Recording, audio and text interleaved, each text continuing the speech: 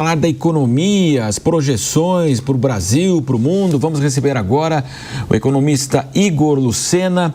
Igor, muito obrigado pela sua participação mais uma vez aqui conosco. E um personagem central nessa história da economia mundial hoje é Donald Trump.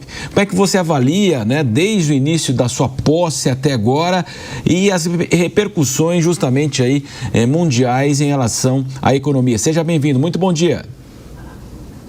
Bom dia, Marcelo, Patrícia, é um prazer estar aqui com vocês.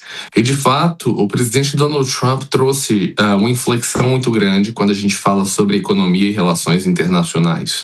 Bom, no primeiro ponto, e eu acho que eu posso falar um pouco sobre a economia americana e a economia geral, o presidente Donald Trump trouxe as tarifas que, de fato, aumentaram o custo de vida do cidadão americano e terminaram criando complicações para as empresas no mundo inteiro. O Brasil sentiu isso nas suas exportações de estados, como, por exemplo, o Ceará, a Paraíba, em Minas Gerais foram os estados mais afetados proporcionalmente por essa questão das tarifas. E a gente viu que mesmo elas retrocedendo, elas mudaram a situação econômica mundial, né? Hoje mesmo a China já anunciou que vai colocar tarifas com a carne americana, seguindo esse modelo novo que o presidente Trump traz. O México colocou tarifas também, significando que as nações agora adotam uma espécie de eu não diria uma quebra, mas muito mais um instrumento comercial que não era tão utilizado. O presidente Trump ele quebra a ideia do multilateralismo e coloca que acordos comerciais bilaterais se tornam os pontos principais nas negociações entre os países. Aqui nos Estados Unidos, onde eu estou agora, o Trump está com uma popularidade muito baixa por uma situação que está se repetindo no mundo inteiro, inclusive no Brasil. Ou seja, a economia cresce, a economia americana está crescendo, como a economia brasileira também, mas esse modelo de crescimento está vindo acompanhado com um custo de vida mais alto, a inflação de alimentos que derruba a popularidade do presidente Donald Trump.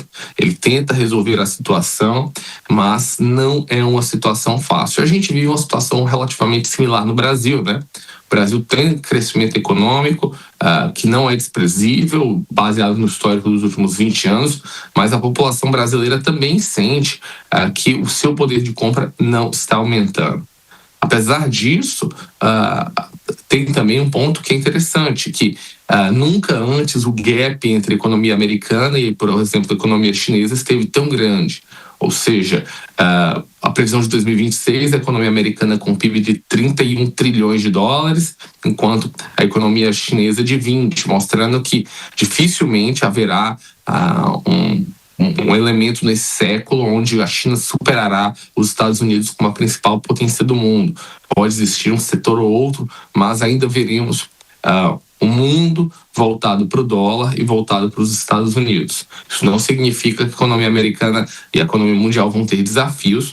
Eu acho que 2026 a gente não só vai conviver ainda com os fantasmas de problemas como a guerra na Ucrânia, a guerra em Israel que continuou, mas traz uma dificuldade que seria a possibilidade real de problemas com Taiwan. Ontem mesmo começaram os chamados exercícios militares, que são um indicativo de como a China tomaria Taiwan, e tudo isso ocorreu porque os americanos venderam 20 bilhões de dólares em jatos de defesa para a ilha de Taiwan. Então, o que a gente pode entender para o ano de 2026, de uma maneira muito pragmática, é um ano que vai continuar tendo tensões geopolíticas.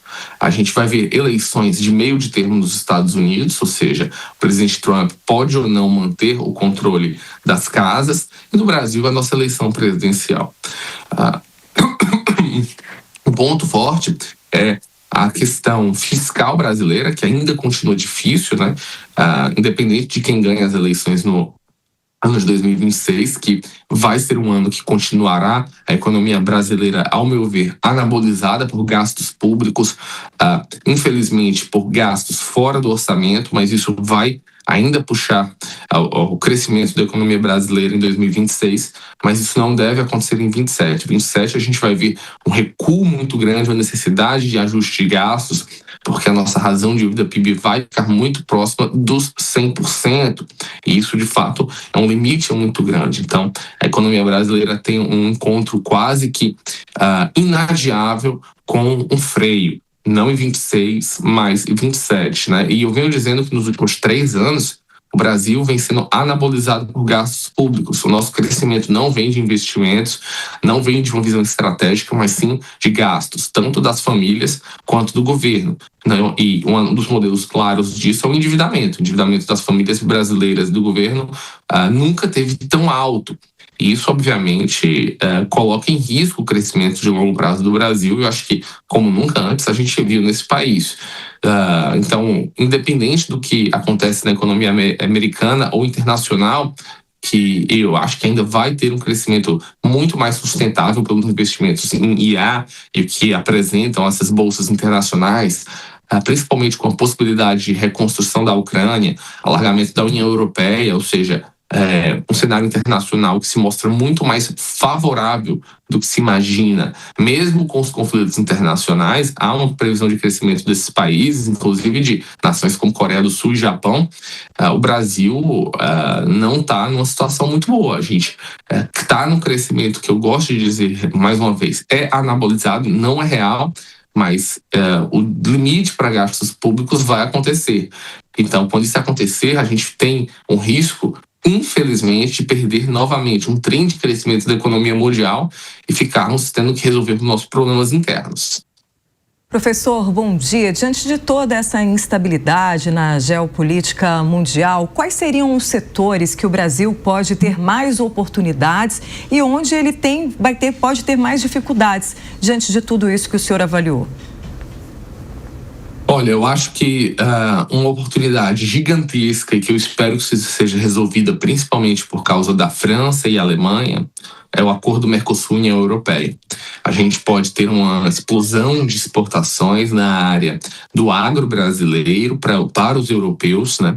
Eu acho que o acordo ainda tem possibilidade de ser logrado sucesso em janeiro.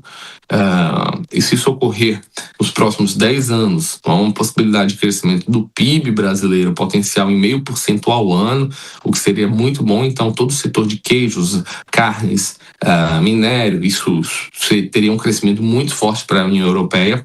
E, ao mesmo tempo, a importação de maquinários, carros, veículos, com a eliminação de impostos para o Brasil, faria com que nós tenhamos a capacidade de renovar o parque industrial brasileiro, tornando a economia brasileira mais dinâmica, mais evoluída. Então, eu acho que esse talvez seja o grande ponto de 2026 que todos nós temos que torcer, seria o acordo Mercosul-União Europeia, principalmente por um motivo de expansão. Os europeus têm uma expansão de mais de 10 países nos próximos anos com a Europa. O Brasil, o Mercosul, está adentrando agora com a Bolívia, que pode vender gás por meio de portos brasileiros para os europeus.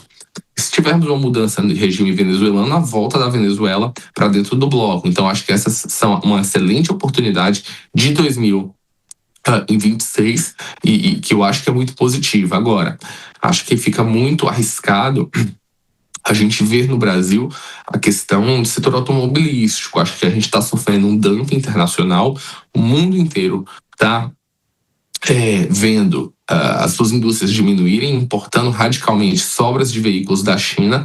Eu acho que isso tem que ser visto com bastante parcimônia no governo, senão a gente vai basicamente receber carros importados de uma maneira geral. Então, é um risco importante que tem que ser analisado dentro do setor. Igor Damasceno, professor, economista. Professor, muito obrigado. Nós recebemos várias... Igor Lucena, desculpa. A gente estava chamando o nosso repórter. Desculpa, professor. Ao longo desse ano, a gente conversou várias vezes. Eu desejo para o senhor um excelente 2026, com muita saúde, sucesso. E fique sempre conosco aqui também. Muito obrigado, professor.